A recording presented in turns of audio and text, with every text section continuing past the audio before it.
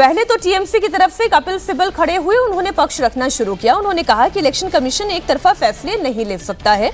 उन्होंने कहा कि हमें आशंका है कि एसीईओ के आदेश से काउंटिंग में गड़बड़ी होगी। आगे उन्होंने कहा कि काउंटिंग सुपरवाइजर के तौर पर राज्य के कर्मचारियों की नियुक्ति क्यों नहीं हो रही है, केवल केंद्र के कर्मचारियों की नियुक्ति ये इलेक्शन कमीशन मनमाने तरीके से कर रहा है। और फिर उन्होंने संविधान के अनुच्छेद 324 का हवाला देते हुए कहा कि संविधान के अनुच्छेद 324 की इलेक्शन कमीशन ही धज्जियां उड़ा रहा है, चुनाव आयोग मनमानी कर रहा है। इस पर सुप्रीम कोर्ट ने कहा कि आप इस तरीके के आरोप नहीं लगा सकते, चाहे केंद्र के कर्मचारी हों चाहे राज्य के कर्मचारी हों, दोनों ही इलेक्शन कमीशन ऑफ इंडिया के अंतर्गत ही काम करते हैं। और ऐसा नहीं है कि केवल काउंटिंग सुपरवाइजर यानी कि जो केंद्र के कर्मचारी एक एक टेबल पर नियुक्त किए जाएंगे, केवल वही वहां पर होंगे। आपके अपने प्रत्याशियों के एजेंट्स भी तो वहां पर मौजूद होंगे, उनके प्रतिनिधि भी होंगे और अधिकारी भी होंगे। किसी तरीके की आशंका का कोई आधार नहीं बनता।